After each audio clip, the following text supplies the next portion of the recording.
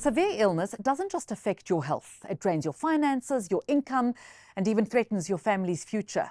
Cancer treatment alone can run into hundreds of thousands of rands, and that's before the hidden costs have even kicked in. In this conversation, we unpack the true financial impact of illness and why waiting to get severe illness cover could be one of the most expensive mistakes you'll ever make. SN, what are the ripple effects of severe illness? Obviously on the individual, but let's also talk about the family structure. How does the family get affected? Yes, so it's really where severe illness or major illness happens, where you see health and finance coming together. And sometimes, most of the time, a lot of unexpected happens. And then you tend to have direct and indirect kind of impacts and costs coming through. I mean, from the date of diagnosis, you still, one of the first things that you're not going to be able to work for some time from then.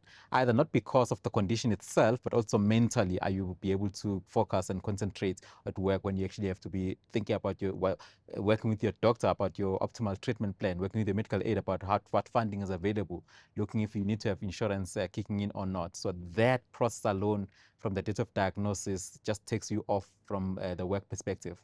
That's when your earnings tend to take a knock. Then thereafter, you have to think about the support you've got at home to go to your treatments, to be able to do the financial elements I just spoke about. You do need the support, which most of the time your spouse, your family support structure, your friends need to be present and be able to give you, to lend that hand. You start the treatment, understanding obviously the right treatment protocols that you need to be under, which your doctor is kind of taking the charge in that. That get influenced a lot by how much funding you've got. And then that can also have indirect or direct effect in terms of your outcomes and your success and your recovery period that you need. And then the last part for me, I think that I find to be something that people don't really think about is it's not only you. It takes a toll on your family as a whole. One is a support structure, but secondly, they do need to take some time off. They do need to take some of the there will be some financial cost that is on the family. And so everything else, it's a health event that triggers such ripple effect into people's finances. And almost every client that we've encountered who suffer severe illness, doesn't have to be a cancer. It could be a heart condition as an example. So I think holistically, where health at such a severe level meets finances, it's usually quite dire and usually has direct and indirect consequences, and most of them have got financial consequences. And we talk about ripple effects. In the previous segment, Professor Carol Ben spoke about take your family with you to the appointments. Have somebody with you. But it's not always easy. No. It's not always easy if somebody doesn't have leave, they need to take unpaid leave. So of course we're looking at financial stresses being more than just the patient and the ill person. And remember, when you go through a cancer diagnosis, there's the cancer diagnosis, there's the what we call the prehabilitation, the stage of how you're going to manage everything before you start treatment. There's a personalized treatment journey for you. And then after that, you're a completely changed person in your home, in your work, in your family environment, and you have to now work through the sequelae of maybe going on chronic medication, how you're managing the treatment you've had, how it's affected your brain, your body, all those aspects that can make it really difficult to do what you were doing at the pace you were doing previously. It doesn't mean that the change means you can't manage it, but if you don't have the security around you, it's harder to manage, and it does affect everyone around you, your partner, your children, everything. And you said something very interesting earlier about the ripple effects, but that obviously means you've got to be prepared for this. So we know that the ripple effects can be dire, but it requires potentially years of preparation and planning and saving that people might find tough in this economy. Yeah, definitely. And also, I think if you think about it, in normal circumstances, you have a hierarchy of needs where your most basic things will be at the bottom and your luxuries will be at the top. When it comes to something like a dread disease, a severe illness, everything is kind of at the bottom. It's a necessity. Having income is important because you still have lifestyle.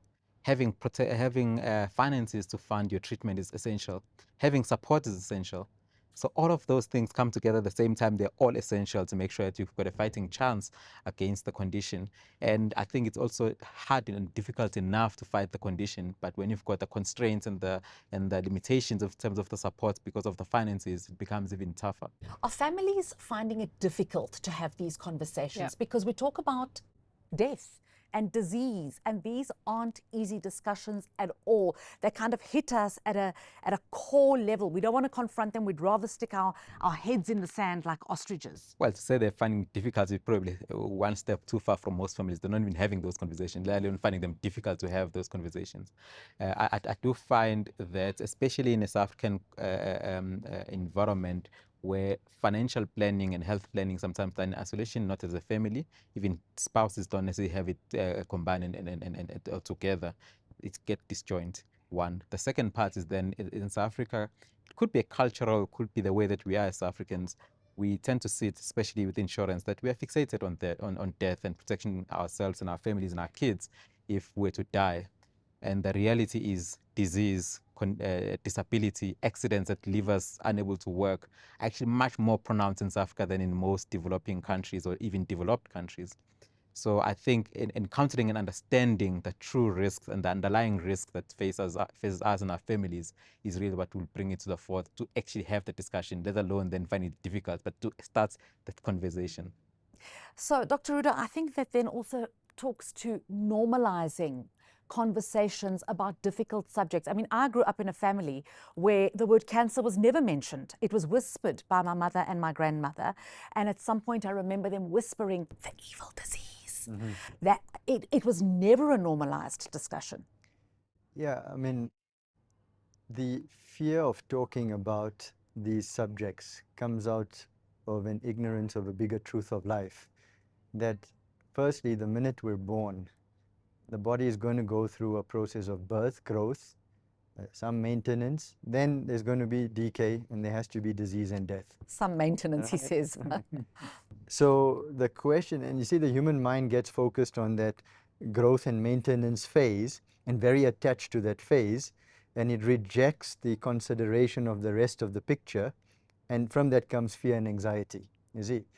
Now, you have to be philosophical about it, because what is death at the end? If you perceive it as end in itself, right, then there's fear, you see. The question is, during this period that we have this awareness, what do we do in that time that brings us to the goal of human mission, which is happiness? You see, what are we doing for that? Then certain challenges will come in life. As we said, we're trying to insure against things that may occur that become a challenge. So certainly through knowledge, we can see there are things we can prevent. Some things are going to happen despite our best efforts. You insure. In today's economic world, you insure the body economically with finances. You need material things to preserve the body. But what insurance do we have for the mind and intellect that help you go through a crisis without falling apart? That insurance can't come from money or products or drugs, you see. So philosophy teaches us, when a crisis happens, right, you understand that there's not much you can do about it at the time. The best you can do is what you've prepared for it. That's it. And that's at the physical level. That's why insurance today is important. Then it also teaches you to become more aware during the crisis, to make a vow, to be more cautious going forward. Change your causation, you see. And then bear the difficulty with patience, because it too will pass. The old adage or saying means good things will pass and bad things will pass. Yeah, I want to say that I think community of spirit, okay, is so important when you go through crises, whatever it is, from a healthcare or financial, etc., is how people are rallying and helping you. So you've got to understand that our environment is, and I think anywhere in the world, is quite traumatizing and quite dangerous at the moment, but you have to have a faith that you get up every morning and put your shoes on and go and do something positive and just go through it. You can't sit in this constant fear of and fear for, etc., but you must be sensible. So I think we want to be sensible about our lives and our health. I think we want to screen. I think we want to acknowledge when there's a problem. make sure we have the right community, be it medical and what I call your ghost busting team when you go through it. And then it will pass, and maybe it'll change your whole way your life goes on going forward, but you can still do it with people around you. Yeah. So, SN, you are a 55, 58-year-old man, or woman for that matter. You've decided now, you've just woken up, you haven't planned for this, you've got no dread disease cover, you've got no death benefits, you've got absolutely nothing. Is it dangerous to leave it until that long? And is there anything that one can do midlife to still make some gains?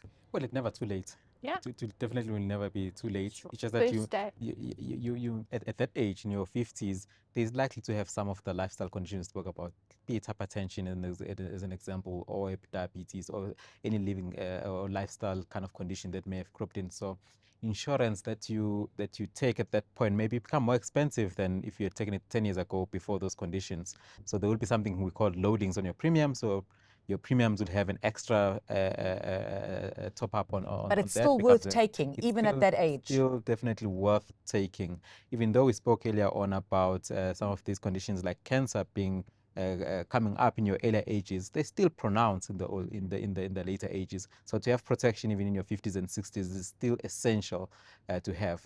Well, there you've heard it. Don't wait too long, but if you have, it's never too late. Thank you so much for joining me today. I have found this conversation incredible. Thank you for your wisdom. I really thank you.